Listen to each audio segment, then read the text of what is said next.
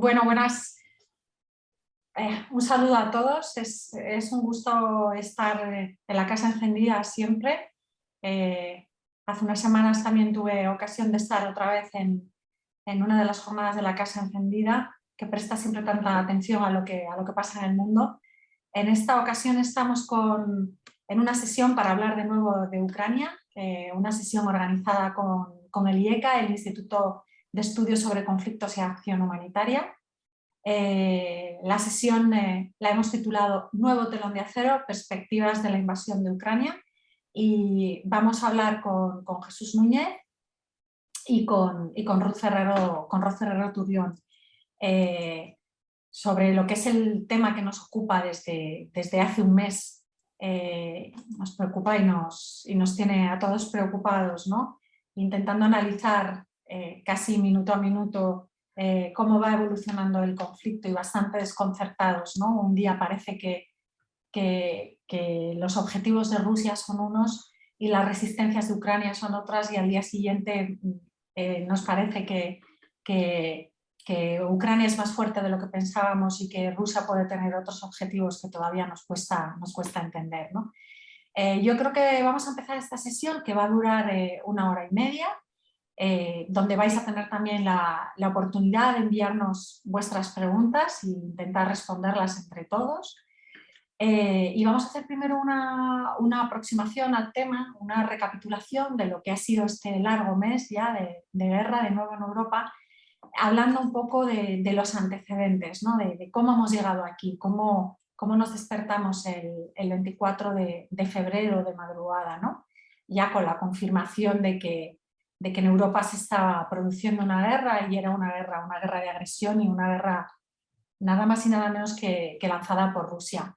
Y yo quería que Ruth y que Jesús, cualquiera de los dos, empezara haciéndonos cada uno su perspectiva de cómo hemos llegado a esta situación.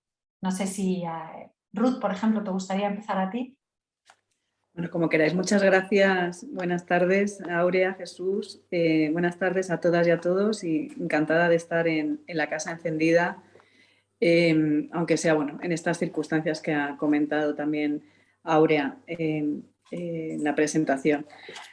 Bueno, yo creo que una de las preguntas fundamentales, o una de las preguntas fundamentales, es la que acaba de plantear Aurea, ¿no? Que tiene que ver con cuáles han sido las circunstancias que han motivado, en alguna manera, que el Kremlin lance una ofensiva contra un Estado soberano como es Ucrania, ¿no? Y las respuestas no son sencillas, no hay respuestas fáciles para establecer una correlación causa-efecto entre unos tipos de genealogías que se han ido construyendo en relación con la situación o el análisis que hace el propio Vladimir Putin para lanzar este ataque y efectivamente establecer esa correlación, ¿no?, de causalidad.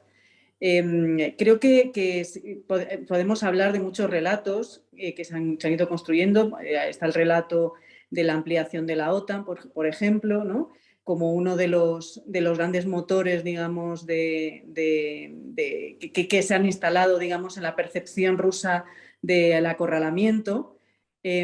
Podemos hablar de la idea de identidad nacional rusa desde un punto de vista esencialista, y que sostiene que los territorios que se sitúan en torno a Kiev, la conocida como Rus de Kiev, son parte de esa nación rusa. Podemos también plantearnos un análisis en relación con este tema que tiene que ver con una defensa de un determinado sistema de valores e ideas que el Kremlin no quiere poner en riesgo. Por tanto, hay varios pilares de análisis que nos pueden ayudar a entender qué es lo que está sucediendo en la cabeza de Vladimir Putin para, en un momento determinado, pasar, digamos, de los discursos y de un determinado posicionamiento militar en torno a las fronteras de Ucrania a cruzar esas líneas rojas que plantean precisamente una agresión a lo largo y ancho de todo el territorio, ¿no? Y creo que todas estas líneas de análisis nos pueden ayudar a entender eso, pero desde luego nadie ahora mismo tiene en la cabeza exactamente cuáles son las motivaciones exactas que Putin tiene en la cabeza y sobre las cuales quiere intentar hacer algún tipo de negociación, ¿no? Cuando unos días antes del estallido de la guerra, del lanzamiento de la invasión, bueno, podríamos hacer determinados análisis que plantearan que el principal objetivo de Rusia podía estar en intentar ser tomado en consideración a la hora de construir, ¿no?, una verdadera arquitectura de seguridad europea, y que consideraba que el pueblo ruso había sido humillado y despreciado, ¿no? Y en parte podemos entender que tenga cierta razón, ¿no?, este argumento, es decir, bueno, es verdad, y esto ha sido reconocido por el propio Solana, que el proceso o los mecanismos sobre los cuales se articuló el proceso de ampliación de la OTAN, bueno, pues no tuvo demasiada consideración a los grandes derrotados de la Guerra Fría, que fue fundamentalmente la Federación Rusa. Lo que sucede es que para completar este relato hay que también tener en cuenta la propia agencia de los estados que se van sumando a las estructuras militares de la OTAN y que por voluntad propia se alían, digamos, con esas estructuras militares. Y esto es algo que desde el Kremlin no se toma en consideración. Y no solo desde el Kremlin no se toma en consideración, sino también desde Occidente se toma muy pocas veces en consideración la propia agencia, ¿no?, de los actores involucrados en ese proceso. Por tanto, tenemos ese relato que se ha generalizado en torno al proceso de ampliación de la OTAN y que escuchamos de manera recurrente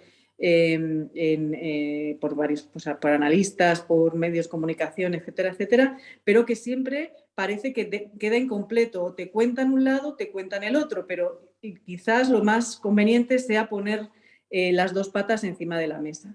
El segundo de los relatos que pueden explicar o pueden ayudar a entender qué es lo que sucede en torno al poder del Kremlin para lanzar este ataque, pues decía que tiene que ver un poco con ese constructo ideológico simbólico que se articula en torno a la concepción de nación rusa y de proyecto imperial ruso, que incluye buena parte del territorio de la actual Ucrania, ¿no?, que es algo que, bueno, lo hemos visto en otras ocasiones, lo hemos visto en otros proyectos de grandes naciones, como pudo ser en su momento la Gran Serbia, o incluso el proyecto de expansión alemán durante los comienzos del Tercer Reich, ¿no?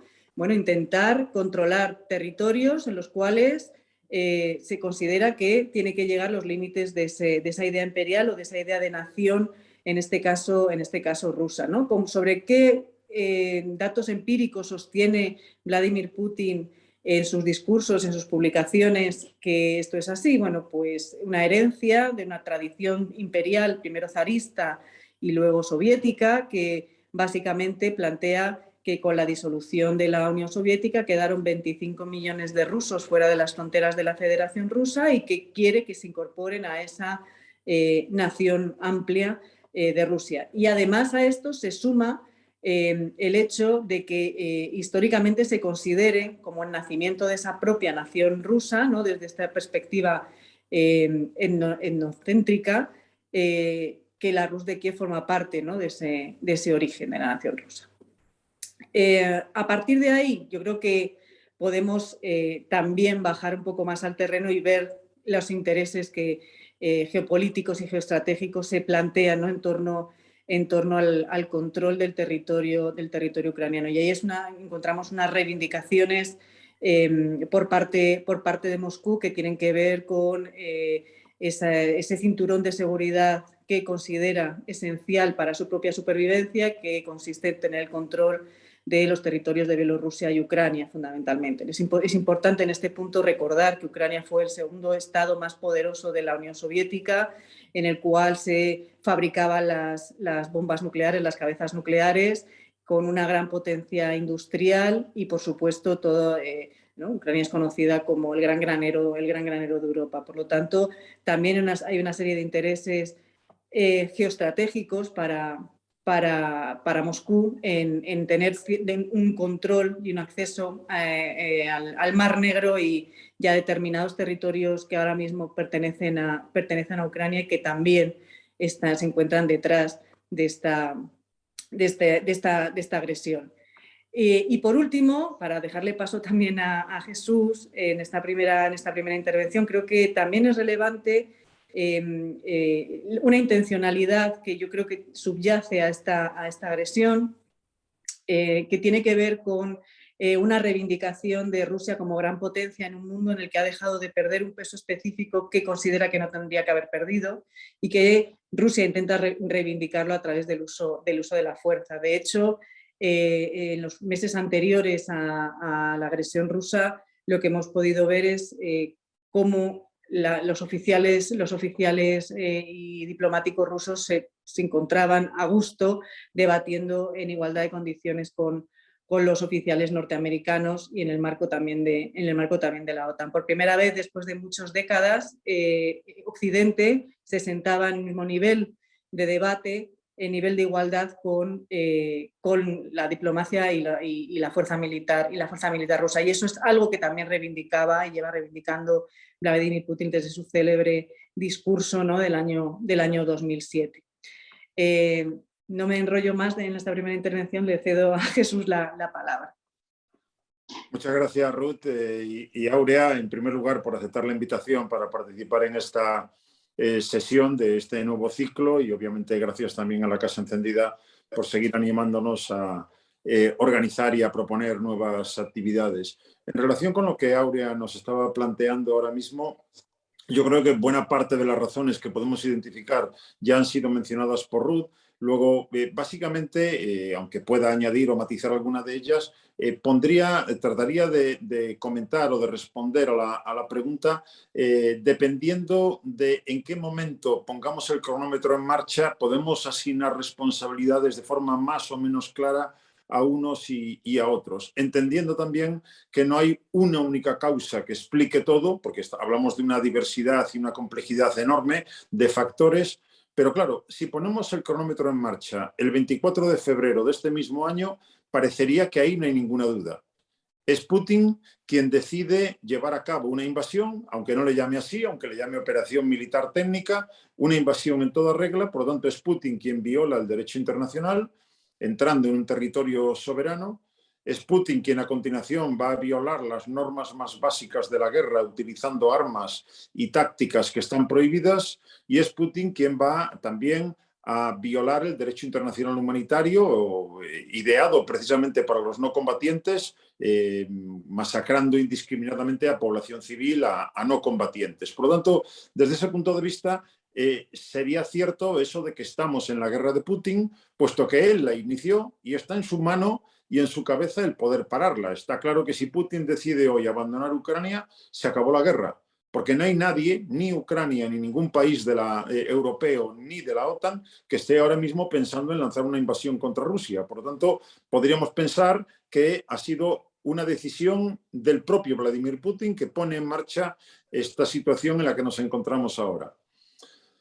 Encima cometiendo un error estratégico desde mi punto de vista que inicia un listado largo de errores estratégicos. Me refiero en este caso concreto al hecho de que lleva a cabo una invasión que sencillamente no necesitaba. O sea, si pensamos que Rusia estaba planteando como objetivos evitar como fuera que Ucrania pasara al bando occidental, traducido en términos de entrar en la Unión Europea y entrar en la OTAN, eso ya lo tenía asegurado Putin desde el año 2014. En el momento en el que entra en Crimea y anexiona ese territorio, podemos entender de forma bien clara que más allá del discurso, la OTAN no estaba dispuesta en ningún momento a integrar a un país cuyo territorio estaría ocupado, al menos en parte, y anexionado por la Federación de Rusia, entendiendo obviamente que eso le obligaría en cierta medida a tomar acciones para liberar a ese miembro de una intervención militar como la que llevó a cabo de forma directa e indirecta Moscú en ese año 2014. Por lo tanto, tenía la garantía de que Ucrania no iba a entrar en la OTAN. Y del mismo modo, tampoco iba a entrar en la Unión Europea. Ucrania era y sigue siendo en buena medida un país con altísimo nivel de corrupción, tiene una crisis económica estructural muy potente, lo cual significaría una carga enorme para una Unión Europea que estaba intentando primero salir de una crisis económica y luego, más recientemente, salir de una pandemia. Y ahora con muchísimas necesidades por cubrir, a las que añadiría, como digo, la absorción, la digestión de un nuevo miembro como Ucrania. Por lo tanto, no necesitaba esa invasión y, sin embargo, la lleva a cabo. Bien, en ese punto yo diría responsabilidad absoluta de Putin, puesto que nadie estaba amenazando a Rusia y ese país no estaba en peligro de existencia. Si echamos el cronómetro más atrás, y Ruth ya hacía mención desde el principio a la implosión de la Unión Soviética en diciembre del año 91, recordemos que ahí se quiebra un statu quo, definido alrededor de ese telón de acero. Nos puede parecer mejor o peor aquella situación, pero ahí estaba definido, como digo, un statu quo en el que una parte y otra, la parte occidental y la parte soviética, habían llegado a un cierto acomodo y eso se rompe. Y lo que viene a continuación es un enorme desequilibrio en el orden de seguridad europeo. Un desequilibrio que, si lo medimos en términos muy concretos, significa, y también lo ha mencionado Ruth, la entrada, la ampliación de la OTAN, la entrada de nuevos países que lo hacen voluntariamente, es cierto, que perciben a Rusia como su principal amenaza de seguridad y buscan la cobertura de Estados Unidos y de la OTAN, y por lo tanto, desde ese punto de vista, podemos entender que el desequilibrio en el orden de seguridad europeo va a ser visto desde Moscú con creciente inquietud. Claro, si a eso se le añade que, desde mi punto de vista, hemos jugado con los ucranianos, con sus expectativas de entrada en la OTAN, de entrada en la Unión Europea, no con voluntad real, como ya he dicho, de cumplir con esas expectativas, sino básicamente, y dicho coloquialmente, para tocarle las narices a Putin, pues lo que hemos visto es que cuando Putin dice hasta aquí y toma Crimea, ahí queda claro la falta de voluntad de Occidente para llevar las palabras a su materialización práctica. Luego, hemos sido irresponsables con las expectativas que han generado los ucranianos a lo largo del tiempo. Peor aún, el señor Bush, hijo, presidente de Estados Unidos, denuncia el tratado ABM, el tratado de misiles antibalísticos. En el año 2002 se sale de un tratado que lleva a continuación a que Estados Unidos va a colocar baterías de misiles antimisil, el llamado escudo antimisiles, en países muy próximos a Rusia.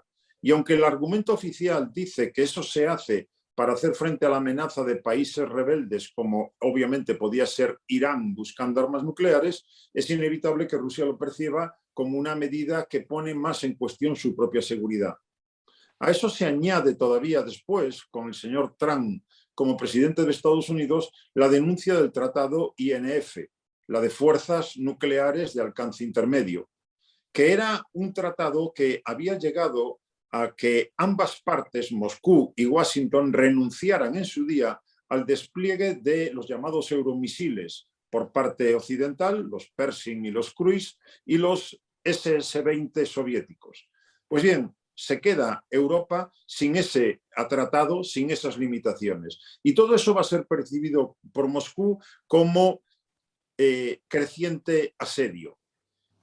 Moscú plantea, por lo tanto, en el ultimátum del pasado 17 de diciembre, plantea, entre otras cosas, el tema de Ucrania, pero también, fundamentalmente, la necesidad de renegociar un orden de seguridad europeo.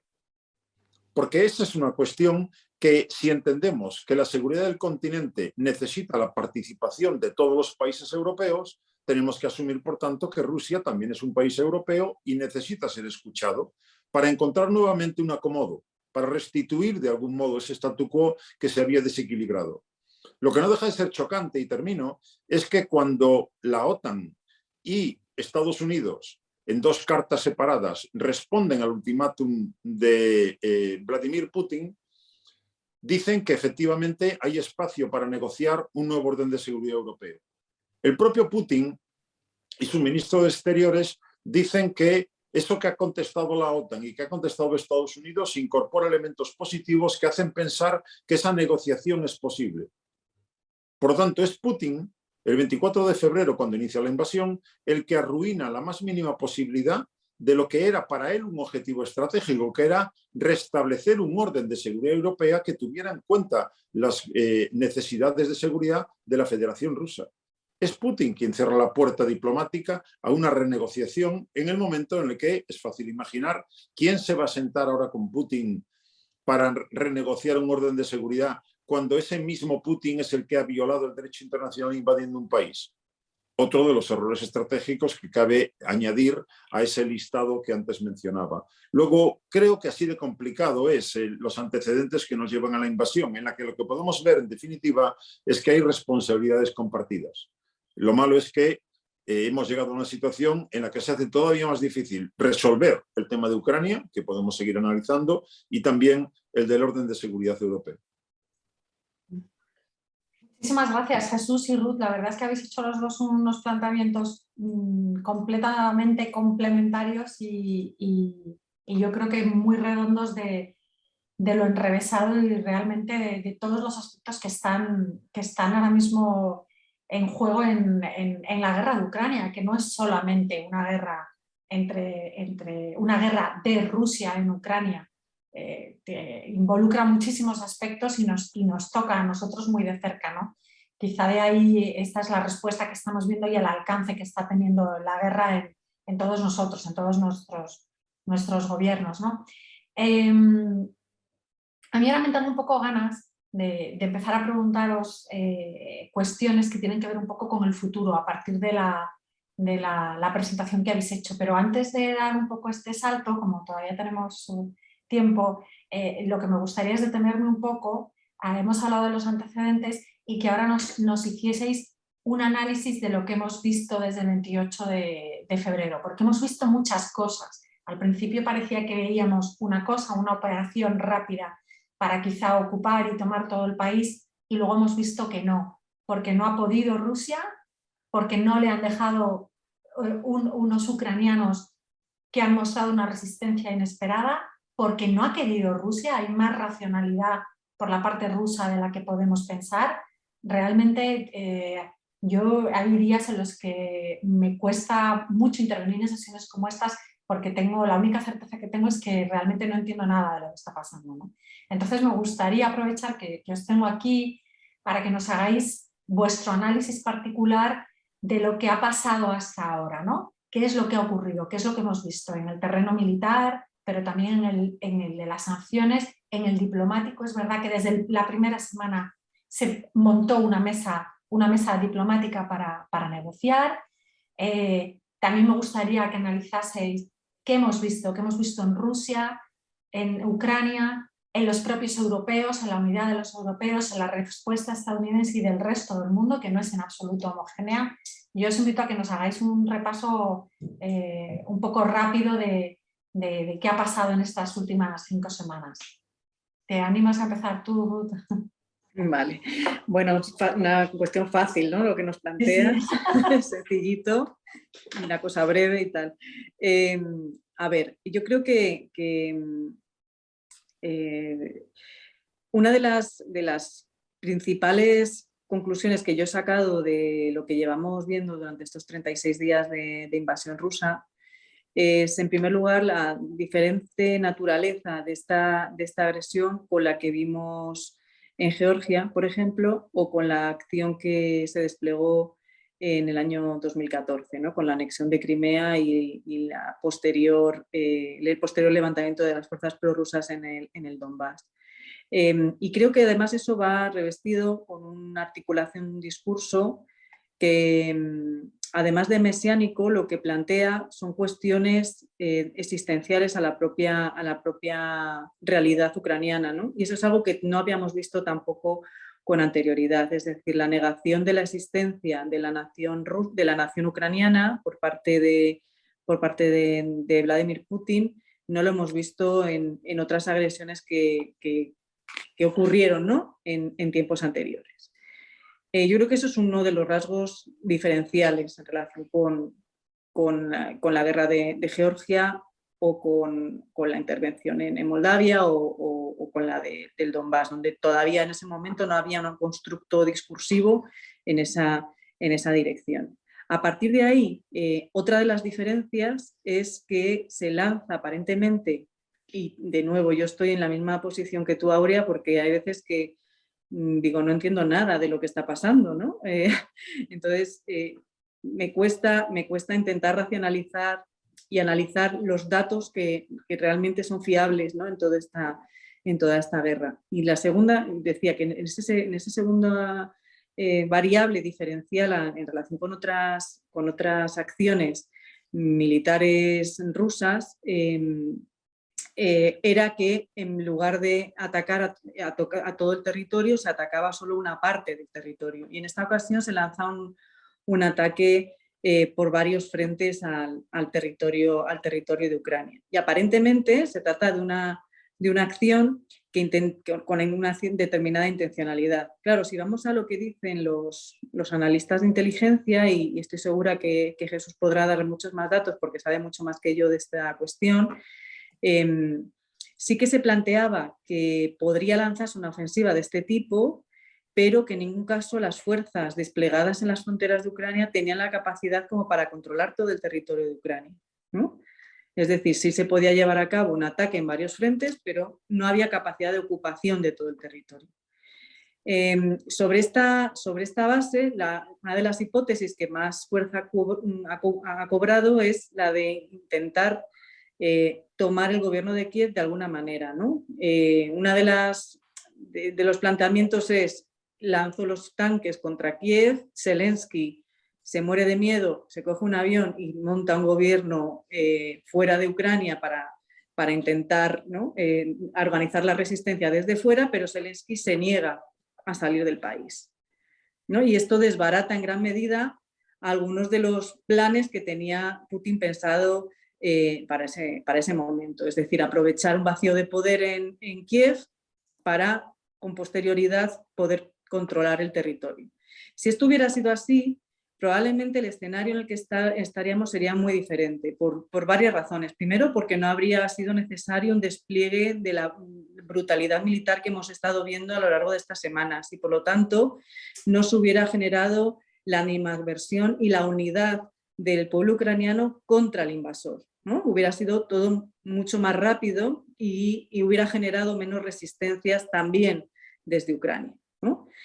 Pero este plan, a la vista de todos, ha fracasado porque se ha destapado un Zelensky que ha sorprendido a todas las partes en varias cuestiones. La primera, por la valentía en la reorganización interna del gobierno cuando se lanza ese ataque. La segunda, por cómo está llevando a cabo todo ese proceso de comunicación política que está manejando de manera magistral desde mi punto de vista, ¿no? Y desde los propios intereses ucranianos, ¿no? Y luego, por otro lado, lo que plantean muchos analistas militares es que uno de los grandes errores de Putin, o dos de los grandes errores de Putin, han sido, por un lado, no comprender qué es lo que se había estado articulando en el territorio ucraniano durante estos años, desde el año 2014, es decir, contaba con que iba a tener un mayor apoyo ciudadano en las regiones del este del país y que no iban a ofrecer resistencia a esa invasión, y sin embargo esto no ha sido así, sino que ha habido una resistencia organizada. Bien, es verdad que con la ayuda de Occidente también, que eso ha favorecido que esa resistencia también aguante. Y por otro lado, no contaba tampoco con que Occidente fuera a responder con la vehemencia que lo ha hecho, al menos aparentemente. Y luego volveré a lo que quiero decir con este al menos aparentemente, ¿no? Porque yo creo que tienen mucha más miga los paquetes de sanciones que se han aprobado para analizarlos con un poquito más de profundidad, ¿no? Porque al final no es tanto como parece que es. Y estas dos reacciones de unidad en Occidente y de una resistencia más organizada de lo que se esperaba en Ucrania, quizás han hecho que efectivamente, y el fracaso de ese plan, ¿no? de tomar el vacío de poder y poner un gobierno títere en Kiev, han hecho descabalgar parte de ese primer plan. Pero en realidad, si nos fijamos en lo que ha dicho, realmente, negro sobre blanco, lo que ha planteado siempre desde el primer momento es la necesidad de controlar las provincias del Donbass y tomar el puerto de Mariupol y poder proveer, gracias al control también de Jersón, de agua a la península de Crimea. Y ese era el principal objetivo estratégico en un primer momento, ¿no? Y era sobre el que yo creo que estaba trabajando la mayor parte de las personas que trabajan en cuestiones de inteligencia, de análisis militar, ¿no? A partir de ahí, bueno, pues primero una gran desconfianza durante todas las mesas negociadoras por parte de los ucranianos, por supuesto, pero también por parte de la inteligencia occidental, ¿no? Hay una profunda desconfianza de cualquier afirmación que hace ahora mismo el Kremlin. Todo se toma con muchas pinzas. Todo esto además está adornado, digamos, con una potente campaña de desinformación por el lado ruso, por el lado ucraniano y por el lado occidental también.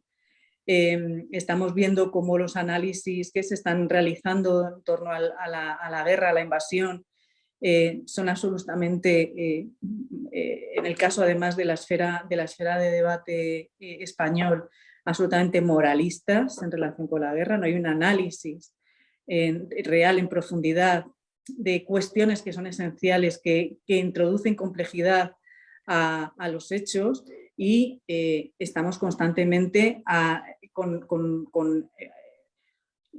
analizando datos que son pura especulación, ¿no?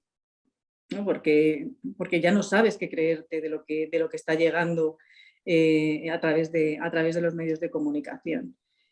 Y todo esto dentro de un entorno además absolutamente crispado, en el cual todo el mundo tiene que estar posicionado de un lado o de otro, no existen los grises, no existe la capacidad de analizar con una determinada distancia, porque estamos todos muy afectados al tener esta guerra también en territorio europeo, y no ponemos, y yo me pongo la primera, no ponemos la debida distancia también en ver exactamente cuáles son las principales repercusiones que también van a tener en nuestras sociedades la presencia de esta guerra. Cuando estamos recibiendo, por ejemplo, por hablar de cuestiones que tienen que ver con temas de seguridad humana, el tema de los refugiados ucranianos, obviamente tenemos un conflicto y por tanto hay que dar protección a esas personas que están huyendo del conflicto. El número de personas es alarmante que están saliendo. Ahora bien, parece bastante claro que hay una diferencia en el tratamiento de estas personas que proceden de Ucrania, de otras que han venido también en las mismas circunstancias o peores, procedentes de otras regiones. Y el tratamiento que se les ha dado desde la Unión Europea, con esa unidad con la que se ha respondido a esta cuestión, ha sido absolutamente dispar y muy diferente, ¿no? Yo estoy muy contenta con que se haya aplicado la Directiva de Protección Temporal de la Unión Europea, una directiva que llevaba en un cajón 20 años, ¿no? Creo que han habido crisis humanitarias lo suficientemente relevantes como para haberla sacado antes y para haberla aplicado, y sin embargo no se ha hecho hasta que los refugiados procedían de un territorio que es considerado como parte de Europa, ¿no? Y creo que además de por ser parte de Europa, y quiero introducir aquí una cuestión sobre la que llevo reflexionando algunos días, también tiene mucho que ver con por ejemplo, los modelos de gestión migratoria que ha articulado la Unión Europea en este ámbito, ¿no? Y una de las preguntas que yo me hacía era: ¿por qué sacan ahora la Directiva de Protección Temporal? No puede ser solo porque sean europeos, ¿no? Y si nos ponemos, si observamos cuáles eran las circunstancias geográficas de las zonas desde las que venían otras personas huyendo de conflicto, nos damos cuenta de que en esos otros conflictos no solamente es que no fueran europeos, sino que además existía la posibilidad de externalizar la gestión de la migración y de los refugiados. O sea, no es una cuestión solamente de que sean europeos, es que el país, en el caso de Ucrania, que tendría la capacidad de hacerse con esa externalización de la gestión migratoria, es precisamente Ucrania. Y eso no existe. Por lo tanto, es Europa la que tiene que hacerse cargo. En el caso de la crisis de Siria estaba Turquía, en el caso de las personas que vienen a través del Sahel está Marruecos, pero en el caso de Ucrania no hay ningún Estado en el medio que pueda hacerse cargo de esa gestión y por lo tanto no le queda otra a la Unión Europea que a poner en marcha esa directiva de protección temporal. Bueno, Ruth, una cosa. Y luego con el... perdona. No, aprovechando que estás hablando de esto, perdona que te interrumpa, que se supone que yo estoy moderando, pero como Jesús me ha abierto la posibilidad de participar yo también. Sí. La verdad es que lo que sí se ha visto muy claro también para responder al tema migratorio, porque como hay tantos temas que tocar para que no se pase, ¿no? Que sin duda yo también llevo varios días dando vuelta a cómo analizar esto correctamente, ¿no? De todas formas, una diferencia también clave con otros conflictos, por ejemplo con Afganistán o con Siria, es que no parece descabellado pensar que también el momento en que Rusia decide que va a invadir Ucrania, también piensa que además digamos que uno de los vehículos de esta guerra va a ser lanzarnos a la población. Lo hemos visto durante todo el verano, ¿no? Lo que ha pasado con Bielorrusia trayendo inmigrantes iraquíes, ¿no? A la frontera de Bielorrusia con Polonia, etc. Es decir, yo creo que sí hemos entendido que Rusia quería utilizar las oleadas de refugiados que claramente se iban a producir por una invasión bélica en territorio ucraniano como también un elemento de presión ante nosotros.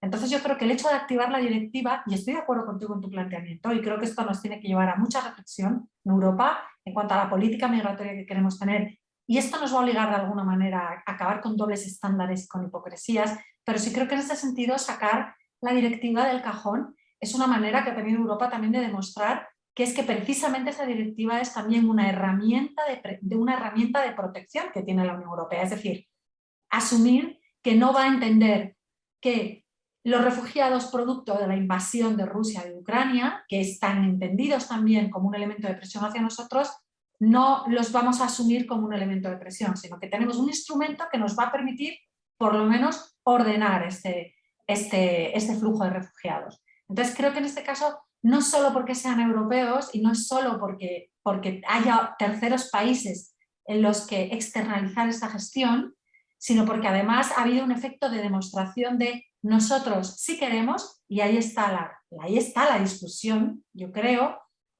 tenemos herramientas legales que nos permiten gestionar adecuadamente un flujo de esta envergadura. No sé si Jesús... Bueno, no sé si quiere intervenir Jesús o intervengo yo. Sí. No, continúa, por mí, continúa. Bueno, yo creo que la directiva de protección temporal no fue pensada para eso, ¿no? No fue pensada con una intencionalidad defensiva, como lo que has planteado tú ahora, ¿no?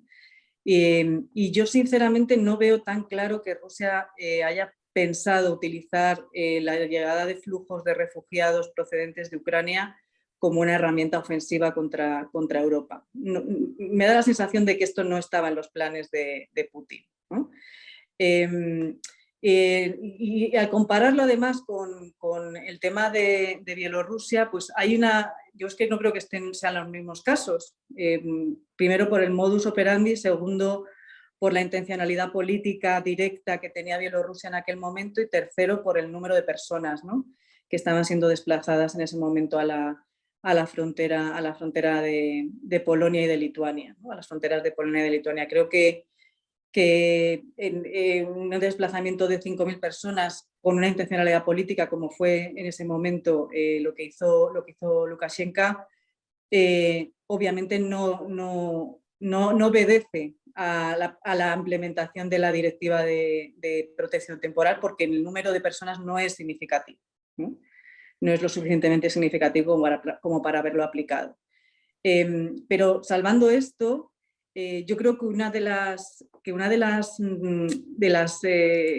lecciones que verdad que tenemos que extraer es esa necesidad de ponernos frente al espejo y decir, efectivamente estamos utilizando dobles raseros en función de dónde esté el conflicto y en función de cuáles sean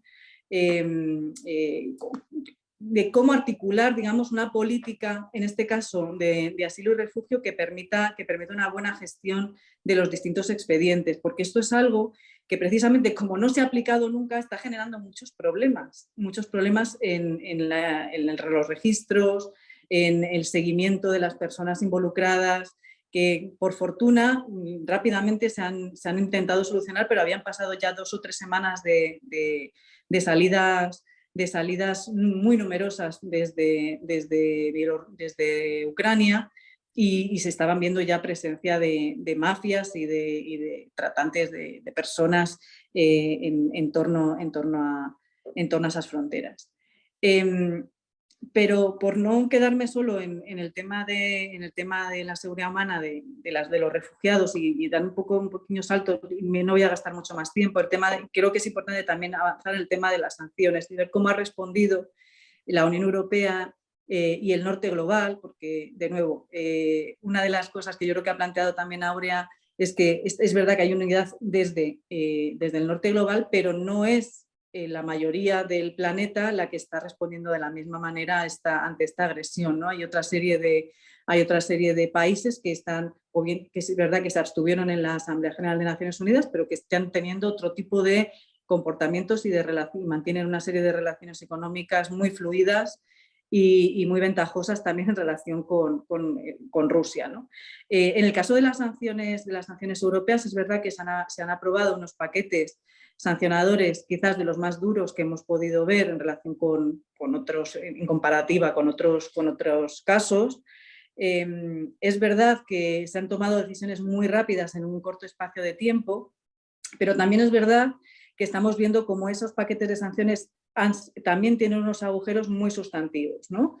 Se habla de que Suiza, por ejemplo, por primera vez ha dejado de ser neutral, y tenía anotado un dato que me pareció muy relevante cuando lo leí, con el tema de la congelación de los activos rusos en Suiza, ¿no? Cuando decimos qué bien Suiza se une, ¿no?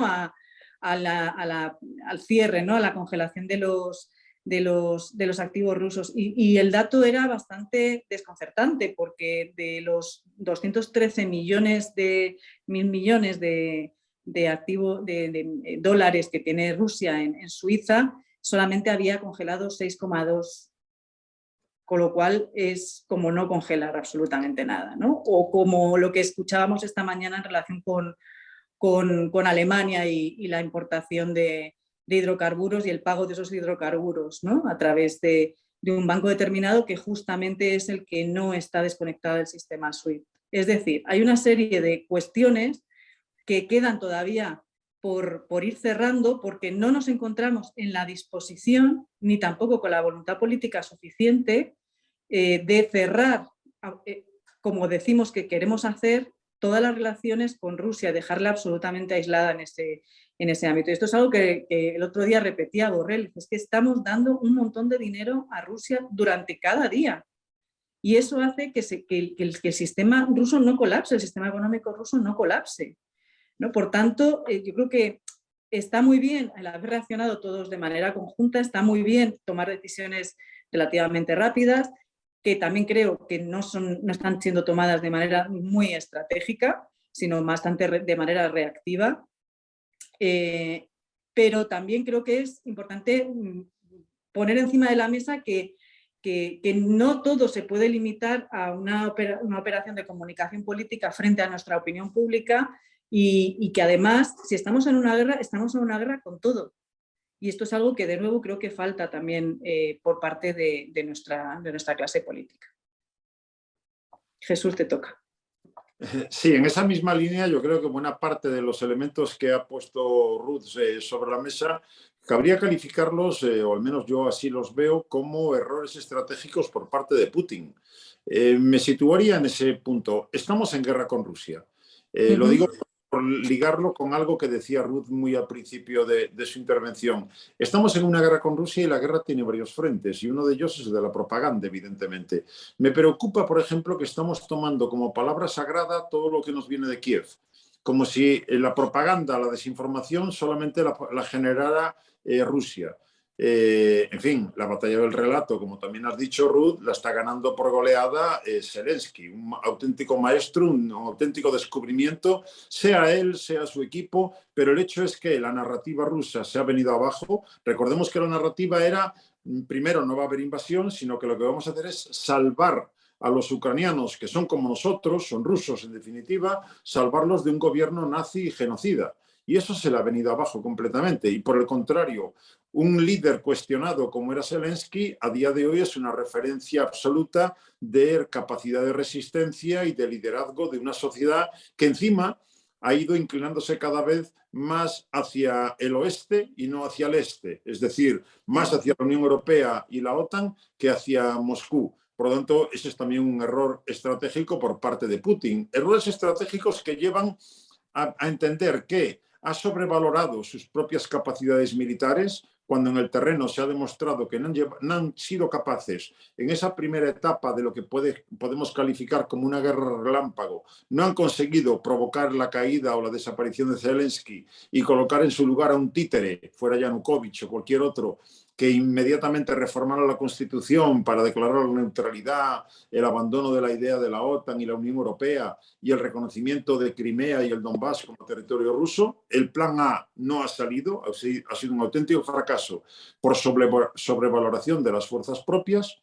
Ha habido una infravaloración de las fuerzas ucranianas, pensando que si en el año 2014 en una operación limitada no fueron capaces de frenar lo que ocurrió en Crimea y tampoco en buena parte del Donbass, pues eso iba a ser una repetición, la invasión actual iba a ser una repetición, por lo tanto, traducido, un paseo militar, y no ha sido un paseo militar. Las fuerzas ucranianas han resistido, no solamente las fuerzas armadas, sino que han movilizado a la población en los llamados batallones de defensa territorial. Hay decenas de miles de ciudadanos de varias nacionalidades encuadrados en la llamada Legión Internacional, también peleando al lado de los ucranianos. Por tanto, Ucrania, claro, hay que entender que Ucrania está peleando una guerra existencial, porque si la pierde, desaparece la Ucrania que conocemos. Por parte de Rusia, es una guerra por algo que considera un interés vital. Ucrania es un interés vital para Rusia, con Putin o sin Putin, con lectura simbólica, identitaria o sin ella. Y por lo tanto, desde ese punto de vista, volvamos a recordar que para Occidente, Ucrania no es ningún tipo de interés vital. Es un instrumento que hemos podido utilizar de un modo o de otro, como decía antes, para molestar a Putin, pero sin real interés por las expectativas y las demandas de los ucranianos. A partir de ahí, más errores estratégicos, pues efectivamente ha revalorizado la OTAN. La OTAN estaba en una mala situación después de la experiencia amarga de Afganistán y ahora la OTAN vuelve a verse revalorizada hasta el punto de que países como Finlandia y como Suecia se plantean si entrar en la alianza. Convierte otra vez a la OTAN en un actor central en el escenario europeo. Por otro lado, error estratégico al no saber calcular la unidad que la Unión Europea iba a demostrar en este caso, con todos los matices que comparto de la gestión de la oleada de refugiados que están llegando ahora a territorio europeo, pero en cualquier caso, y con las sanciones también, es decir, podemos analizarlas como se acaba de hacer por parte de Ruth, buscándole la parte menos optimista, menos luminosa. Pero en cualquier caso ha sido algo inédito si lo miramos hacia atrás. Por lo tanto, todo eso, en definitiva, siguen siendo errores de Putin que lo ha llevado a una situación indeseable. No es la que tenía en mente. Y por eso creo que en lo que hemos visto ya en estas semanas de invasión, abandonado el plan A, el plan B, es decir, ataques indiscriminados, masacres de civiles, intentando quebrar la resistencia de la población ucraniana para forzar una capitulación de Zelensky, tampoco le está saliendo, porque ya hemos llegado a un punto en el que las tropas rusas están completamente exhaustas, un pésimo rendimiento en el campo de batalla, no ha tenido capacidad para refrescar esas fuerzas, para relevarlas con nuevos efectivos.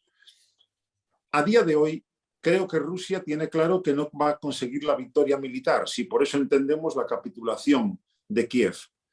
Del mismo modo, tenemos que entender también, por muy positiva que sea la imagen que transmite, que Ucrania está en el límite de sus capacidades. No tiene capacidades propias para lograr la victoria. Si por victoria entendemos la expulsión de las tropas rusas de su propio territorio. Y ahí es donde entra en juego, por lo tanto, los otros dos elementos que ya se han mencionado. Sanciones y ayuda militar, junto con el componente diplomático. Y en sanciones, tenemos que reconocerlo, Ruth lo acaba de decir, aparentemente lo de las sanciones parecían definitivas. Por supuesto, si las comparamos con cualquier caso anterior, incluyendo Irán, incluyendo Corea del Norte, son todavía más fuertes. Pero tienen techo. Y el techo son todas, dabas el ejemplo, Ruth, de Suiza, y podemos ampliarlo a otros casos. Y el techo por encima de todas esas consideraciones particulares, pues el gas y el petróleo, la dependencia energética que tenemos de Rusia. De tal manera que Estados Unidos ha podido decir: yo prohíbo todas las importaciones de gas y petróleo ruso porque yo, Estados Unidos, apenas dependo de ese petróleo y de ese gas, pero Alemania, Italia y muchos otros países de la Unión Europea siguen dependiendo de ese gas y de ese petróleo. Y eso no es un fenómeno natural, eso es algo que esos gobiernos se han trabajado a pulso. Lo que parece mentira, si conseguimos irnos más allá del cortoplacismo que caracteriza tantas veces las decisiones de los gobiernos europeos y más allá de Europa también, evidentemente, es que si no nos sirve de ejemplo que cuando Rusia toma Crimea, lo que hay que hacer a partir de ese momento es reducir o eliminar la dependencia energética de un impresentable como Vladimir Putin, pues resulta que desde el año 2014 hasta aquí hay muchos países europeos que han seguido incrementando su dependencia energética, lo que habla de ese cortoplacismo. Luego hoy estamos atrapados en un juego en el que hay muchos países de la Unión Europea que no se atreven a cortar ese lazo umbilical de suministro de hidrocarburos porque no tienen alternativa a corto plazo. Luego, en sanciones, hace ya días, semanas, que no escuchamos nada nuevo. Y esas sanciones, por duras que sean, podemos contar con que no van a llevar a Putin a modificar el rumbo de lo que ya ha decidido. Y si nos vamos a la parte militar, pues lo mismo. En la parte militar ha habido suministro de armas, cuestionable para unos, imprescindible para otros, una ayuda militar que le ha permitido a Ucrania aguantar hasta ahora, una ayuda militar que le ha permitido a Ucrania defenderse a sí misma, pero también una ayuda militar que se le hemos dado para que nos defienda a nosotros, a los occidentales. Es decir, en la medida en la que Ucrania resista y consiga empantanar a Putin en el escenario ucraniano, pues tenemos a una Rusia que no puede seguir adelante con su aventurerismo militar para abrir nuevos frentes en los países bálticos, en Polonia o en cualquier otro lugar. Pero también, si analizamos esa ayuda militar, podemos ver cómo tiene techo. La OTAN no va a mandar a sus soldados a morir, los países miembros de la OTAN, mejor dicho, no van a enviar a sus soldados a morir y a matar por defender a Ucrania. Está claro. La OTAN no va a establecer una zona de exclusión aérea. Está claro. La OTAN no va a entregar armas, sistemas de armas complejos, como está demandando Zelensky todos los días, aviones, carros de combate y sistemas más sofisticados de los que hasta ahora se le han entregado. Luego, en el campo militar tampoco hay margen de mejora en el sentido de que ya está fijado el techo. Desde ese punto de vista, podemos entender que la única vía que queda es la vía diplomática.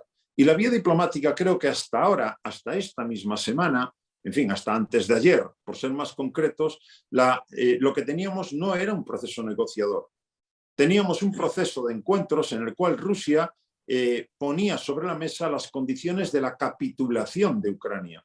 No una negociación bajándose de posiciones maximalistas que arrancan cuando los contendientes entienden que por vía militar no van a conseguir sus objetivos. Por lo tanto, habrá que ver ahora lo que ocurre con las negociaciones, pero eso nos llevaría ya en el plan que habíamos trazado inicialmente a hablar de futuro. Por lo tanto, vuelvo la palabra a Áurea para ver si seguimos por ese camino o hay alguna otra clave que mencionar o que analizar. Muchísimas gracias, Jesús y Ruth.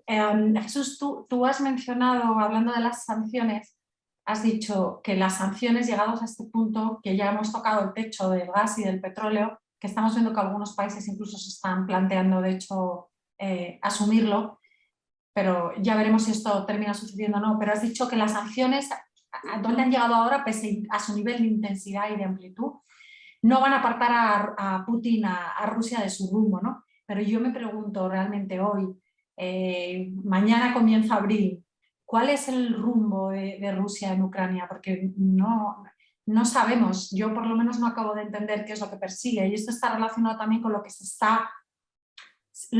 están hablando los ucranianos y los rusos ahora mismo en esa mesa donde Rusia lo que pone sobre la mesa son las condiciones, ¿no? De lo que sería una capitulación de Ucrania, hacia dónde, cuál es el rumbo de Rusia y también realmente qué puede o qué no puede aceptar Ucrania, cuáles serían unas capitulaciones de Ucrania, porque ahora mismo no está en absoluto claro que los rusos puedan imponer ningún tipo de capitulación.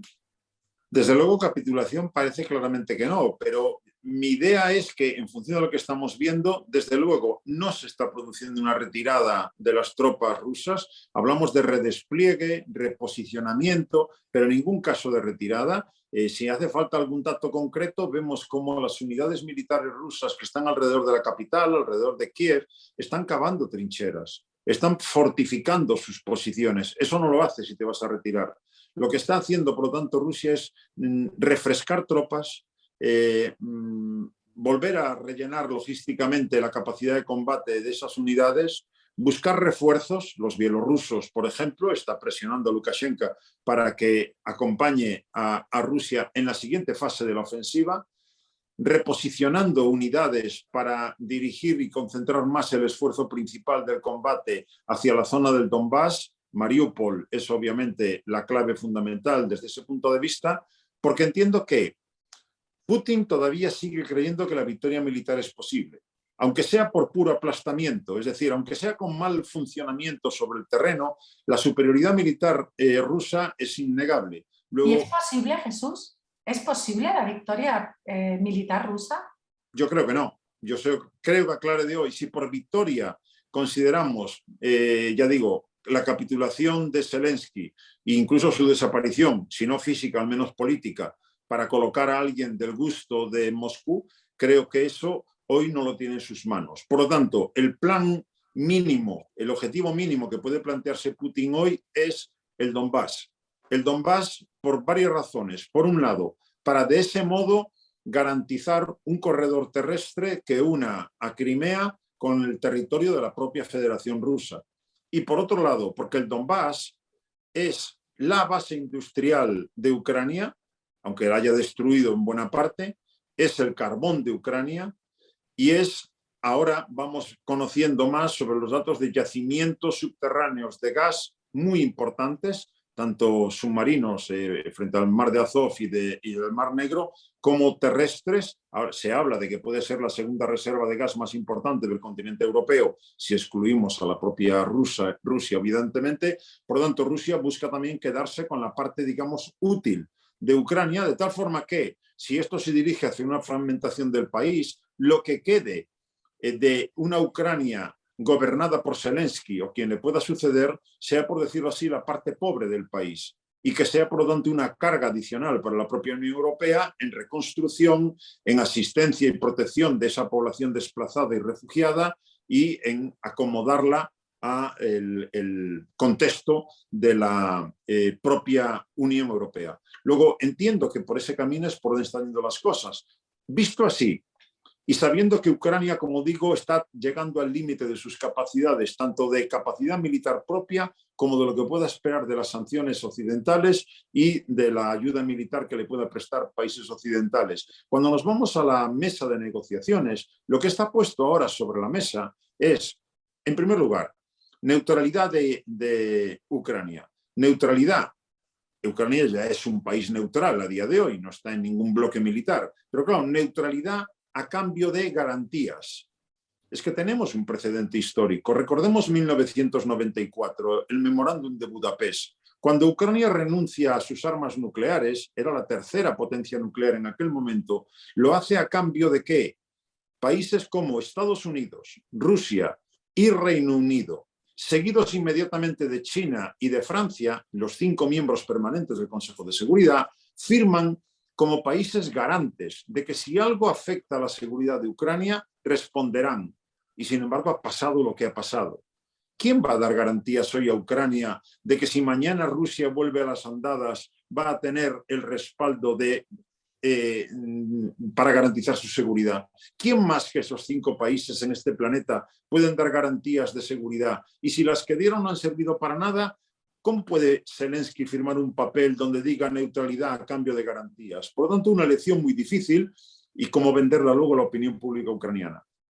Zelensky se ha comprometido a someter a referéndum todo lo que salga de la mesa de negociaciones y su población no va a ser fácil que trague el que todos los muertos del Donbass hayan servido para nada y para perder esa región. Porque lo que está pidiendo Moscú es el reconocimiento formal de Crimea y el Donbass como territorio ruso. Lo que además está poniendo sobre la mesa es la desmilitarización de Ucrania. ¿Desmilitarización a qué nivel? ¿Qué dejamos? ¿A Ucrania con piedras y palos para que de ese modo, cuando mañana Rusia quiere volver a hacer algo en Ucrania, no tenga ninguna resistencia posible ese país para hacerle frente? Por lo tanto, son todo condiciones que a día de hoy todavía resultan imposibles de digerir para Ucrania. Creo, en definitiva, que no estamos todavía en el punto en el que esté madura el momento para poder firmar algún tipo de acuerdo de paz. Y si vuelvo al principio, mientras tanto Rusia, con ese redespliegue, con ese reposicionamiento, podemos prever que en un corto plazo de tiempo volverá a realizar una segunda ofensiva, intentando como mínimo controlar el Donbass. Muchas gracias. Ruth, no sé si quieres, tenemos alguna pregunta, pero yo que te quería preguntar a ti, no sé si quieres añadir algo más No, la verdad que estoy muy de acuerdo con lo que plantea Jesús y además, bueno, yo solamente por añadir un detalle, claro, Zelensky no puede admitir cualquier acuerdo como los que está planteando Moscú. Y no lo puede plantear porque básicamente se jugaría su prestigio y su vida política también, ¿no? Puede generar incluso una disrupción a nivel social que le retiraría automáticamente cualquier tipo de legitimidad negociadora, ¿no? En relación con esta cuestión. Entonces se encuentra un poco entre la espada y la pared en ese sentido, porque por un lado estoy segura de que está recibiendo presiones por parte de algunos países occidentales para que acepte algunas de estas solicitudes que le hace Rusia, pero por otro lado sabe que de aceptarlas prácticamente perdería cualquier legitimidad para hablar en nombre del pueblo ucraniano. Quería preguntar, Ruth, que añadieras algo, y tú quizá también, Jesús, sobre la unidad mostrada ahora por los europeos. Yo sí creo que la respuesta en materia migratoria ha sido parte de la unidad, y sí creo también que el evidente flujo de refugiados que se produce ante cualquier operación militar, Rusia contaba con ellos y sabe además que es un tema que nos divide profundamente internamente, y además también sabe que precisamente esos países fronterizos son bastante conflictivos dentro de la Unión Europea en materia migratoria, y yo sí creo que ha sido claramente un elemento de presión. No lo comparo con lo sucedido en Bielorrusia, pero sí con lo que vemos a lo largo de los últimos años, no solo en Europa, lo estamos viendo también con Marruecos y con otros países, como directamente la inmigración es otro vehículo más de lo que ahora se llama guerra híbrida. Y ahora yo creo que tenemos guerra convencional, pero también tenemos guerra híbrida, y creo que también la inmigración es parte de esto, ¿no? Y yo creo que la unidad que hemos mostrado en materia de inmigración, de activar todos los recursos legales que tenemos, concebidos para una cosa o para otra, pero que en cualquier caso nos permiten rápidamente responder a las consecuencias directas, y la consecuencia directa es que se ponen millones de personas en nuestras fronteras cuando ha empezado la guerra. Luego tenemos también las sanciones y también el mensaje político que se está transmitiendo. Esta unidad mostrada por los europeos, ¿tú crees que va a ser sostenible en el tiempo? Porque yo a veces me llevo a pensar que es casi en este sentido, la invasión de Ucrania nos ha ofrecido casi una tabla de salvación, de tener que unirnos a una, de tener que demostrar también a nosotros mismos incluso cómo somos capaces de ejercer un poder duro, con herramientas de poder duro, y mantenernos unidos. Lo que yo no sé es hasta qué punto esto se va a poder sostener. y me gustaría tener alguna valoración tuya de cómo ves la respuesta europea. Para mí, ¿no? Sí, sí, sí. Bueno, yo creo que ojalá que se mantenga la unidad de acción por parte de la Unión Europea en relación con la acción rusa, con la invasión rusa. Ojalá que se pueda sostener en el tiempo y ojalá que las sociedades europeas sean lo suficientemente resilientes al efecto colateral o directo, ¿no? Mejor dicho, que van a tener las sanciones en nuestras sociedades. Yo de verdad es algo que me ha parecido muy positivo, ¿no? El que se pueda tomar decisiones demuestra básicamente que se podían haber tomado decisiones también en otros momentos y que si no se hicieron fue por alguna razón que quizás nos puedan explicar más adelante, ¿no? Una vez pasada esta nueva crisis por la que atraviesa la Unión Europea. Ahora bien, dicho esto y planteándolo este desideratum, creo que sería deseable que efectivamente la Unión Europea siguiera trabajando de manera conjunta en esa unidad de acción, que siguiera trabajando en la brújula estratégica, que siguiera trabajando en intentar profundizar, ¿no? en esa concepción de Europa geopolítica que plantearon von der Leyen y Borrell al llegar a la comisión, pero algunas señales no me vienen a decir eso exactamente, ¿no? Y probablemente sea porque tenemos la guerra encima y no haya habido tiempo, ¿no? También de desarrollar algunos planteamientos. Pero como decía antes, me da la sensación de que en algunas cuestiones se está actuando de forma muy reactiva y sobre todo sin tener claro cuál es la estrategia que quiere seguir la Unión Europea de aquí en adelante. Y eso tiene mucho que ver con intereses nacionales y con intereses nacionales que tienen mucho que ver también con las opiniones públicas nacionales, ¿no? Que es algo con lo que no tienen que lidiar otros territorios que operan, digamos, en otros términos, ¿no? Y yo creo que ahí sí que es relevante todo el tema de las democracias y las no democracias, ¿no? Porque en este caso el canciller Scholz tiene que responder ante una serie de presiones que tiene por parte de su sociedad para que no deje caer la industria alemana, ¿no? Y entonces, ¿cómo le vende a su propia población que tiene que cortar de manera drástica a los proveedores de gas y dejar caer esa producción industrial, ¿no? Esa situación no la tenemos nosotros en España. ¿Por qué no somos tan dependientes del gas ruso? Por tanto, la cuestión es cómo de resiliente van a ser las sociedades que son extremadamente dependientes de las relaciones económico y comerciales con Rusia para poder aguantar en el tiempo esa unidad de acción sin encontrar, digamos, quiebras, digamos, en esa dirección. Ya estamos empezando a ver, por ejemplo, el caso de Hungría. Veremos qué pasa en las elecciones del domingo. No parece que vaya a haber un cambio de rumbo ni en Hungría ni en Serbia, que también celebra elecciones el domingo. Ni en Francia. En Francia. Que también tiene una postura, ha tenido una postura también en cuanto a la relación con Rusia, digamos, especial. Sí, bueno, han tenido Francia en relación con Rusia, en relación con la OTAN, siempre ha sido partidario de su propia estrategia, ¿no? En general en la historia, ¿no? Desde De Gaulle, al menos. Y claro, veremos a ver cómo operan, digamos, las relaciones de Orbán, que parece que empieza a tener dificultades con sus socios polacos, por ejemplo, han tenido que cancelar una cumbre de los Visegrados en los últimos días. Cómo queda eso reflejado también en el marco del propio Consejo Europeo, ¿no?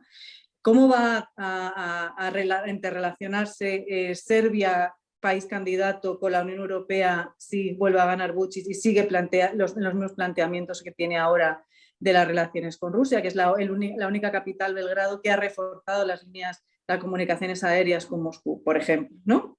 Y que además es un hub de comunicaciones vinculada a la ruta de la seda con China. Bueno, pues esto son cosas que son relevantes y que tendremos que ir viendo cómo evolucionan también a partir de esas consultas, de esos procesos electorales que tienen lugar el domingo. También decía antes el caso de Alemania, y recordemos que Alemania y Francia al final son los que van a determinar qué tipo de autonomía estratégica se plantea en el marco de la Unión Europea, en qué términos, en qué sectores y en qué dirección. Podemos intentar jugar a las distintas combinaciones asimétricas de países grandes, países pequeños, como es verdad que se ha intentado en los últimos tiempos, ¿no? Que no todo dependa del eje París-Berlín. Pero la cuestión es que con personas como Morawiecki en Varsovia se hace muy complicado intentar articular otro tipo de alianzas que no pasen por ese eje Berlín-París. Ruth, aprovecho para lanzarte a ti una pregunta, aunque también, por supuesto, Jesús, cuando quieras añadir algo puedes entrar, pero conforme has tocado tú el aspecto de las democracias, democrático también. Hay una pregunta de Enar Cuadrado de la Universidad de Comillas que pregunta: ¿cabe pensar que las derivas antidemocráticas de algunos países europeos en los últimos años se silencian en estos momentos? ¿Qué pensáis? Claramente está hablando de Polonia y Hungría, que además tienen... digamos, claramente sí, ¿no? Claramente sí. Tienen expedientes abiertos sí, por la claramente, Comisión Europea, ¿no? claramente sí, sí. De hecho, pues lo primero que ha hecho la Unión Europea es suspender, ¿no?, las multas, las sanciones que estaban previstas de cara a Polonia. Y claramente sí, en tanto en cuanto además el discurso que domina ahora mismo es: ahora mismo no existe, y esto lo he escuchado yo directamente, ahora mismo no existe el dilema entre seguridad y libertad, lo primero es la seguridad. Y esto es uno de los riesgos a los que nos asomamos, ¿no? Que como consecuencia inevitable de la guerra, de una guerra que, bueno, pues que está sucediendo en territorio europeo, se ponga como prioridad absoluta las cuestiones de seguridad y se empiecen a silenciar y se empiecen a pasar por alto determinadas vulneraciones que afectan de derechos y libertades, que afectan además a cuestiones esenciales y del Estado de Derecho. Y esto es algo que me preocupa profundamente. El otro día lo hablaba con gentes de filosofía del derecho, de derecho constitucional, y hay una honda preocupación en que efectivamente no exista ya más ese dilema entre los respeto a los derechos fundamentales y las libertades y la seguridad. Y creo que parte de esto, y por dar un ejemplo muy sentido además por mi parte, tiene mucho que ver, por ejemplo, el que un compañero periodista como Pablo González lleve preso en una cárcel en Polonia, hurtado de sus derechos fundamentales más esenciales desde hace más de un mes. Y esto es algo que se ha silenciado de manera sistemática por parte del Gobierno de España, por ejemplo, ¿no? Independientemente de que sea culpable o no culpable de los cargos que se le han puesto. Lo que sí que es cierto es que hay una vulneración de sus derechos fundamentales dentro de un país de la Unión Europea. Un país de la Unión Europea que, por cierto, está puesto muy en cuestión por la propia Unión Europea por saltarse precisamente el derecho de la Unión. Retomando, Jesús, este aspecto del que está hablando Ruth, que son, digamos, los efectos inesperados de la invasión de Ucrania en la Unión Europea, digamos, con problemas que teníamos ya sobre la mesa, cuestiones que se silencian y otras en las que se cambia de opinión o que se transforman de la noche a la mañana. Tenemos también aquí una pregunta que nos dicen: ¿encuentran alguna relación entre la guerra de Ucrania y el repentino giro del gobierno español hacia la cuestión del Sáhara? Casi, si me permites, antes de entrar en esa cuestión más concreta, en línea con lo que estabais comentando hasta ahora, para mí hay esas consecuencias que pueden ser absolutamente indeseables de lo que ya estamos viviendo. Apuntaría dos más. Evidentemente estamos en guerra con Rusia y, como habéis dicho ya, la guerra tiene varios frentes. Hay una convencional, hay otra de la información, cibernética, de la propaganda, en fin, de las sanciones económicas. Menos en la guerra convencional, en todo lo demás está claro que estamos en guerra con Rusia y eso va a afectar a nuestra seguridad y a nuestro bienestar. Entiendo, si lo miro desde España, que nuestra seguridad no es ahora mismo lo que más está en peligro, pero desde luego nuestro bienestar ya está en marcha, un deterioro, un proceso de deterioro de nuestro nivel de bienestar. Por lo tanto, habrá que ver, lo habéis mencionado antes, qué capacidad de resiliencia tienen las sociedades occidentales para lo que nos viene. Y en ese contexto, por lo tanto, lo que cabe imaginar de inmediato, porque lo estamos viendo, es que afecta a nuestro bienestar económico. Por lo tanto, va a haber un malestar económico, pero muy ligado a eso un malestar social. Y lo que me pregunto es quién va a aprovechar, quién va a rentabilizar a corto plazo, más que nadie, ese malestar social. Y lo único que encuentro como respuesta es claramente esos grupos, en fin, si empiezo por España, Vox y compañía, que evidentemente son los que tienen mayor tentación y mayor posibilidad de rentabilizar a su favor a corto plazo el malestar que se va a generar por nuestra pérdida de niveles de bienestar. Y la segunda derivada, incremento de presupuestos de defensa. ¿Quién dice ahora que no al incremento del presupuesto de defensa cuando estamos diciendo estamos en guerra con Rusia? Y es un problema enorme porque recordemos siempre que si miramos esto desde la perspectiva de la Unión Europea, no se trata de gastar más en defensa, sino de gastar mejor en defensa. Dejar de hacer cálculos en clave nacional y pasar a hacerlo en clave de Unión Europea. Recordemos que Rusia dedica unos 60.000 millones de euros al año a su presupuesto de defensa. Si sumamos el presupuesto de defensa de los 27 miembros de la Unión Europea, estamos en torno a los 200.000 millones de euros. ¿Necesitamos mucho más para hacer frente a amenazas como Rusia? ¿O se trata de que esos dineros y ese esfuerzo se hagan común pensando en amenazas comunes? Por lo tanto, tengo el temor, lo hemos vivido antes ya, con lo de la guerra contra el terror. Tengo el temor a una securitización de las relaciones internacionales y a una tentación por el incremento de los presupuestos militares en un momento en el que hay muchas otras necesidades por atender, sociales, derivadas del deterioro, como he dicho, de nuestro nivel de bienestar. Si voy a la pregunta, y aunque ahí sea menos concreto, porque nos queda mucho por saber, empezando por las no explicaciones del gobierno español sobre las razones que le han llevado a dar lo que ahora dice que no es un giro, evidentemente la conexión está clara. Si queremos eliminar la dependencia energética de Rusia, pues hay que buscar alternativas. Y la alternativa hoy por hoy a corto plazo se llama Argelia.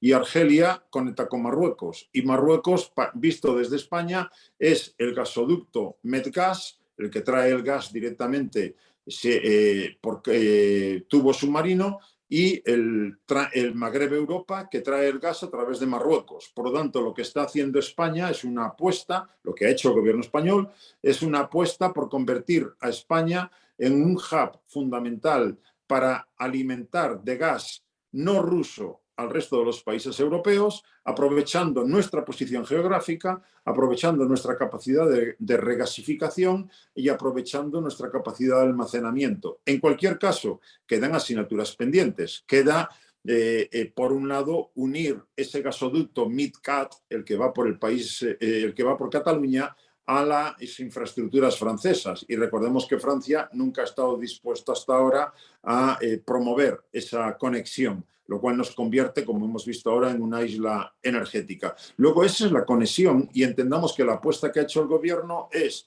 si el peaje, siento ser así de crudo, si el peaje a pagar es olvidarnos de los saharauis, España parece dispuesta a pagar ese peaje con tal de estar ocupando una posición preeminente en ese nuevo juego de interconexiones energéticas. Muchísimas gracias, Jesús. Vamos a ver si podemos